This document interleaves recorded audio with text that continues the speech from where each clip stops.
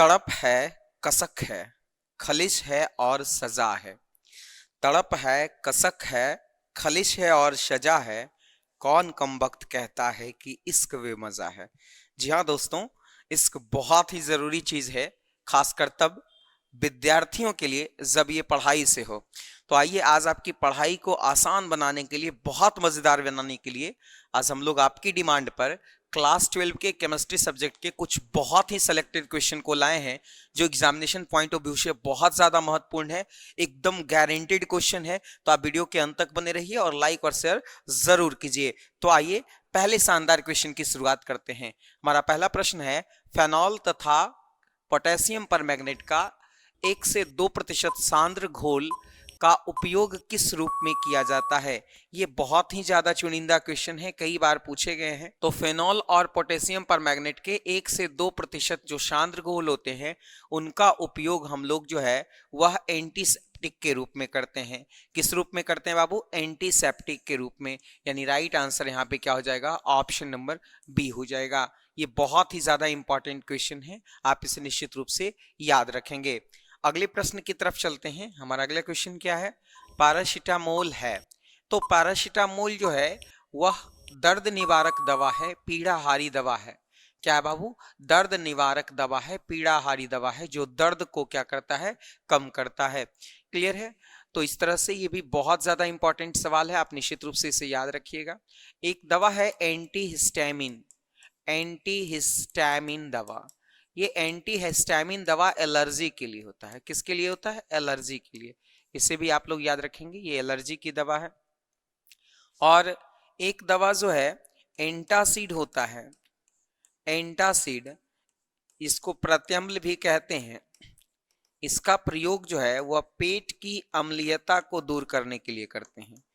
पेट की अम्लीयता के लिए।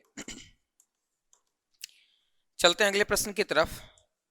अगला क्वेश्चन है, विटामिन ए कहलाता है। विटामिन ए का रासायनिक नाम क्या है?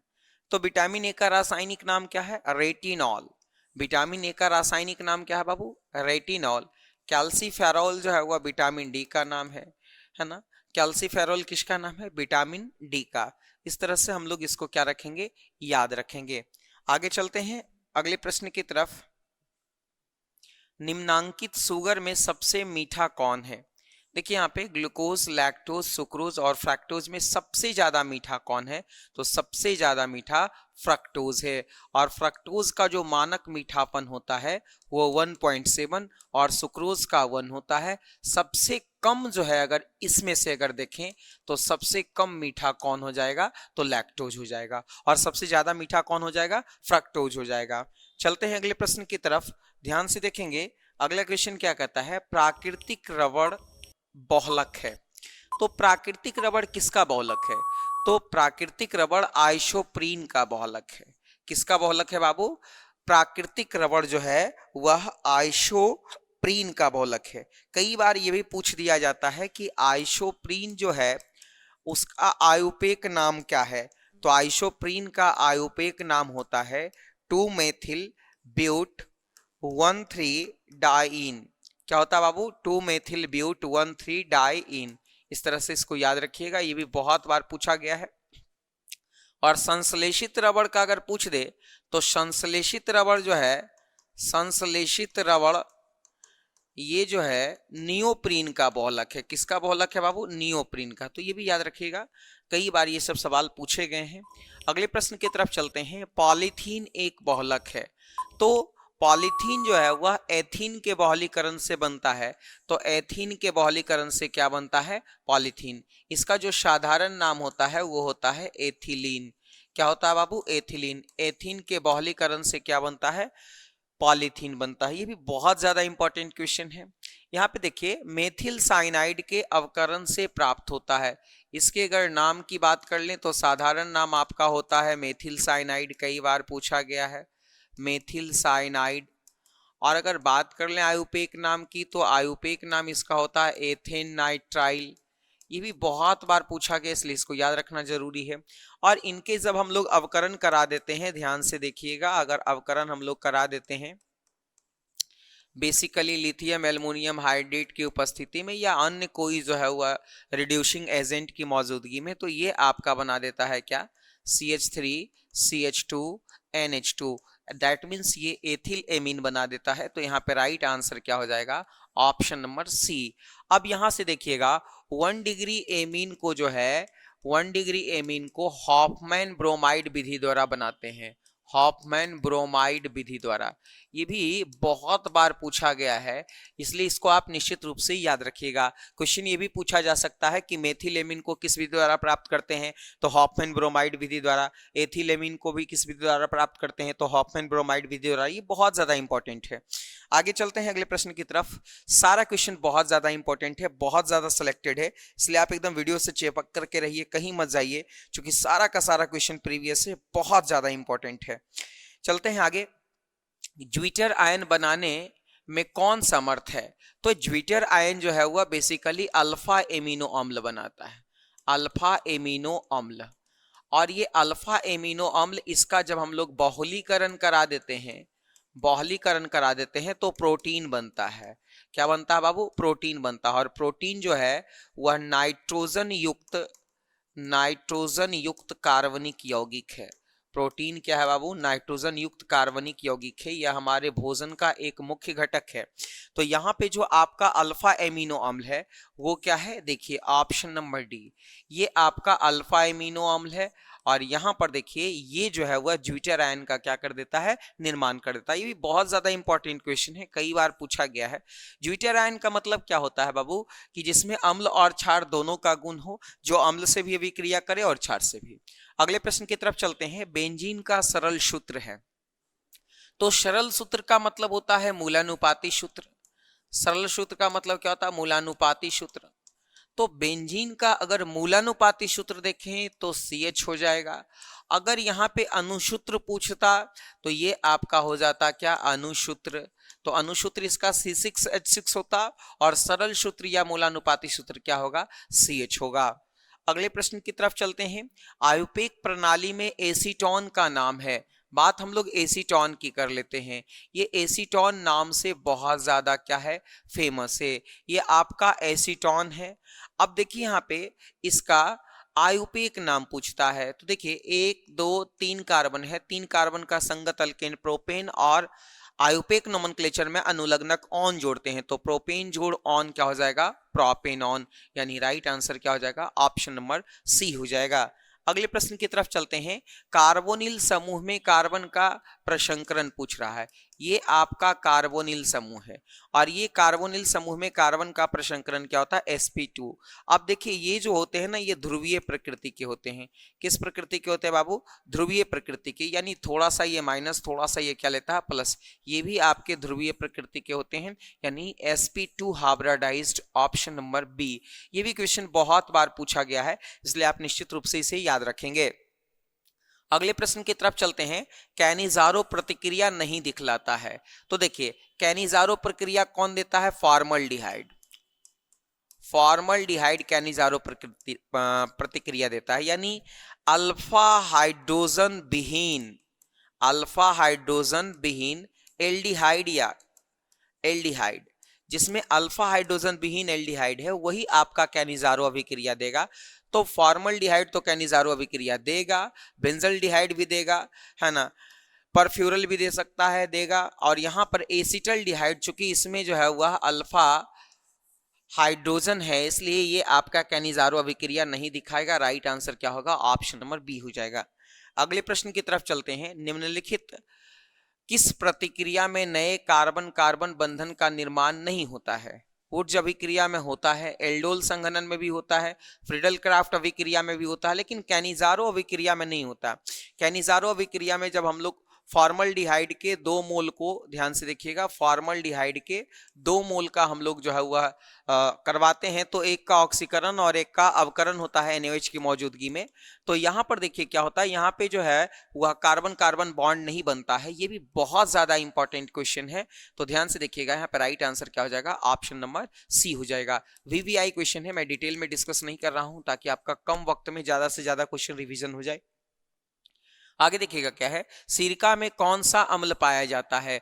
देखिए यहाँ पे 6 से 7% जो सांद्र एसिटिक अम्ल होते हैं, 6 से 7% सांद्र एसिटिक अम्ल को हम लोग क्या कहते हैं, 6 से 7% सांद्र एसिटिक अम्ल को हम लोग क्या कहते हैं, सिरका कहते हैं। तो यहाँ पे राइट आंसर क्या हो जाएगा, ऑप्शन नंबर बी हो जाएगा। क्लियर है, राइट आंसर क्या हो जाएगा, ऑप्शन नंबर बी हो जाएगा। अगले प्रश्न की तरफ चलते हैं। निम्न में से कौन सा यौगिक जल में विलेय है, कौन सा यौगिक जल में विलेय है? तो देखिए क्या है कि एथेनॉल जो है वह जल और एथेनॉल, ये जल जो है वह एथेनॉल के साथ हाइड्रोजन बंधन बना लेता है और इसलिए एथेनॉल जल में आसानी से क्या होता है, विलय होता है। ये भी क्वेश्चन पूछा जाता है कि एथेनॉल जल में आसानी से विलय क्यों होता है? तो एथेनॉल जो है वह जल के साथ हाइड्रोजन बंधन बना लेता है, इसलिए जो है ये आसानी से क्या होता है, विलय होता है।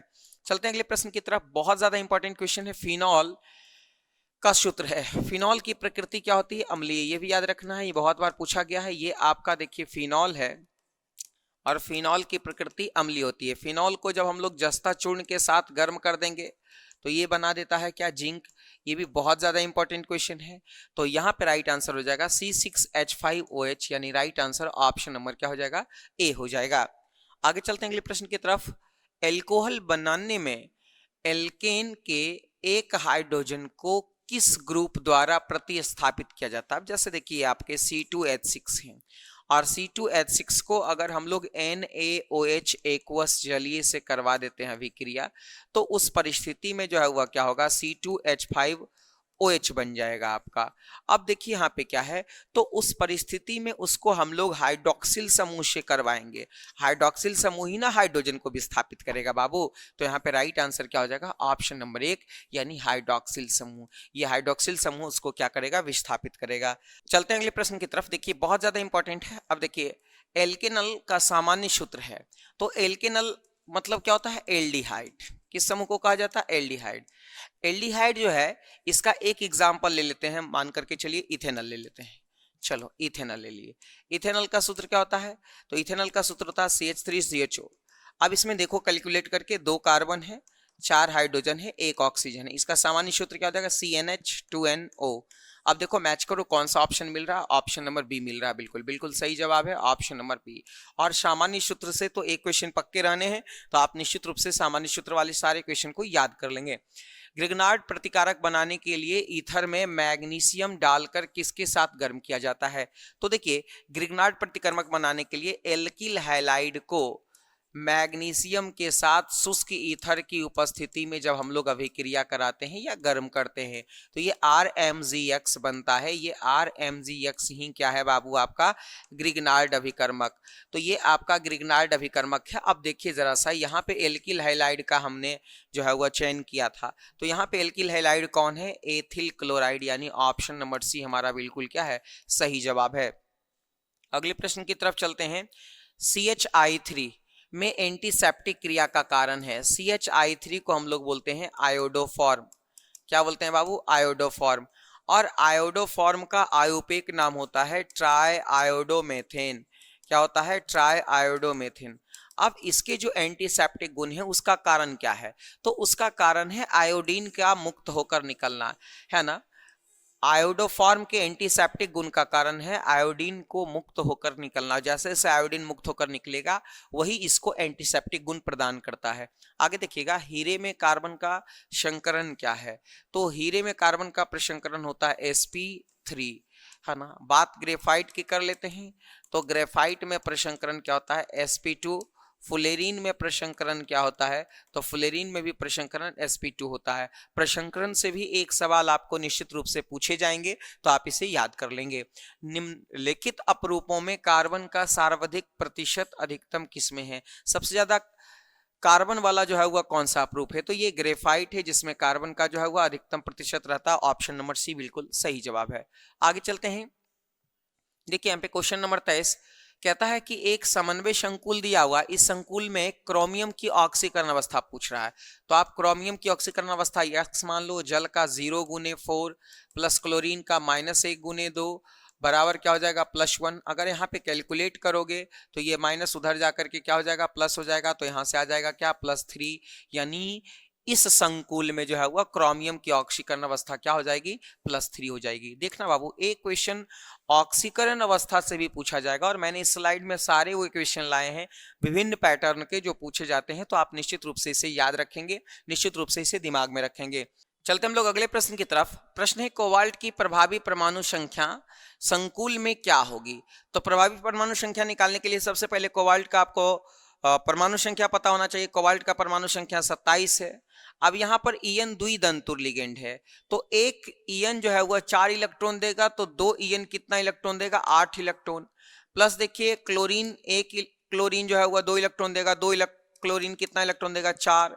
अब इसकी ऑक्सीकरण संख्या देखिए कोबाल्ट का क्या हो जाएगा, x + 0 × 2 ± 1 × 2 बराबर क्या हो जाएगा, +1, यानी x बराबर +3। इसका मतलब 3 इलेक्ट्रॉन इसने त्याग दिया, इसको घटा दीजिए। अगर आप जोड़ेंगे तो 35 4 39 में से 3 गया, कितना आ जाएगा, 36। तो राइट आंसर क्या हो जाएगा, ऑप्शन नंबर बी 36। ये इफेक्टिव एटॉमिक नंबर से भी क्वेश्चन पूछा जा सकता है, आप इसे निश्चित रूप से याद रखेंगे। यहाँ पर देखिए K4FeCN6 में फेरस का प्रसंकरण पूछ रहा है, तो इसमें फेरस का प्रसंकरण क्या होगा बाबू, तो फेरस का प्रसंकरण होता है D2sp3। क्या होता है, D2sp3। इसका जो संरचना होता है वो अष्टफलकीय होता है, ये भी याद रखिए, कई बार पूछ दिया जाता है। आगे चलते हैं अगले प्रश्न की तरफ। प्रथम संक्रमण श्रेणी 3D को कहते हैं और 3D श्रेणी में 10 सदस्य रहते हैं। कितने सदस्य रहते हैं बाबू, 10 सदस्य। और ये 3D श्रेणी स्कैंडियम 21 से लेकर के जिंक 30 तक होता है। अब देखिए इसमें सबसे ज्यादा ऑक्सीकरण अवस्था कौन प्रदर्शित करता है, तो सबसे ज्यादा ऑक्सीकरण अवस्था मैग्नीज प्रदर्शित करता है। और अगर सबसे कम ऑक्सीकरण अवस्था पूछता, तो सबसे कम ऑक्सीकरण अवस्था कौन प्रदर्शित करता है, अवस्था ये जिंक प्रदर्शित करता है। जिंक केवल +2 ऑक्सीकरण अवस्था दर्शाता है, ये याद रखिएगा। आगे चलते हैं अगले प्रश्न की तरफ। किस ग्रुप के तत्वों को संक्रमण तत्व कहा जाता है, तो डी ब्लॉक के तत्व को क्या कहा जाता है बाबू, संक्रमण तत्व कहा जाता है। इसमें भी जिंक, कैडमियम और Hg ये डी ब्लॉक के तो हैं, लेकिन संक्रमण तत्व जो है वह नहीं है, संक्रमण तत्व नहीं है, ये याद रखिएगा, यहां से क्वेश्चन रह सकता है। आगे चलते हैं अगले प्रश्न की तरफ। सांद्र HNO3 में कौन सी धातु अभिक्रियाशील हो जाती है, अक्रियाशील हो जाती है, माफ करें, सांद्र HNO3 में कौन सी धातु अक्रियाशील हो जाती है। तो देखिए क्या होता है कि मोस्टली जो क्रोमियम होता है ना, वो क्रोमियम जो है वह सांद्र HNO3 के साथ जो है वह अभिक्रिया नहीं करता है, वो उसमें नहीं घुलता, वो रिएक्ट नहीं करता है। तो राइट आंसर यहाँ पे क्या हो जाएगा, ऑप्शन नंबर 1। वैसे तो आपका सोना भी जो है वह HNO3 के साथ अभिक्रिया नहीं करता। आगे देखिएगा, किस यौगिक का द्विध्रुव आघूर्ण सबसे अधिक होगा। देखिए यहाँ पे हाइड्रोजन और फ्लोरीन, तो इसकी इलेक्ट्रोनिगेटिविटी फ्लोरीन की सबसे ज्यादा है, तो फ्लोरीन की इलेक्ट्रोनिगेटिविटी ज्यादा है, तो इलेक्ट्रॉन क्लाउड को ये अपनी ओर बहुत ज्यादा खींचेगा। तो द्विध्रुव आघूर्ण जो है वह किसका अधिक होगा, HF का। सबसे कम अगर होगा तो HI का। यहाँ पे देखिए PCl5, इसका जो प्रसंकरण होता है ये sp3d होता है, और इसका प्रसंकरण sp3d होता है, और इसकी जो संरचना होती है वो ट्रायगोनल बायपिरामिड यानी त्रिकोणीय द्विपिरामिडी होता है। राइट आंसर ऑप्शन नंबर 1 हो जाएगा। अगले प्रश्न को देखते हैं। निम्न में सर्वाधिक आयनन विभव किसका है। तो देखिए इस तरह के क्वेश्चन बहुत ज्यादा पूछे जाते हैं, बहुत इंपॉर्टेंट भी है। बात अगर इनके आयनन विभव का कर लेते हैं तो फास्फोरस का, सिलिकॉन का, मैग्नीशियम का और देन एल्युमिनियम का, ये इनके आयनन विभव का क्रम है। आयनन विभव, ये इसको याद रखिएगा। राइट आंसर यहाँ पे क्या हो जाएगा, सबसे अधिक पूछ रहा है, तो सबसे अधिक किसका हो जाएगा बाबू, तो फास्फोरस का, यानी राइट आंसर यहाँ पे ऑप्शन नंबर बी होगा।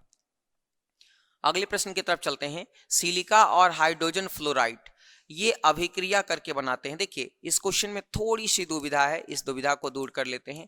हाइड्रोजन फ्लोराइड ये अभिक्रिया करके SiF4 का निर्माण कर देते हैं। कहीं कहीं जो है वह H2SiF6 भी लिखता है, तो ये भी आपका सही जवाब है। फिलहाल ऑप्शन नंबर 1 के साथ चलते हैं। ऑप्शन बी भी आपका एक प्रोडक्ट बन सकता है। चलते हैं अगले प्रश्न की तरफ।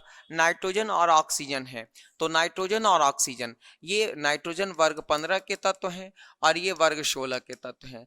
तो वर्ग 15 और वर्ग 16 पी ब्लॉक के अंतर्गत आता है और ये पी ब्लॉक के तत्व जो होते हैं मोस्टली ज्यादातर तत्व क्या होते हैं, ओ धातु, और वैसे भी नाइट्रोजन और ऑक्सीजन क्या है, ओ धातु है।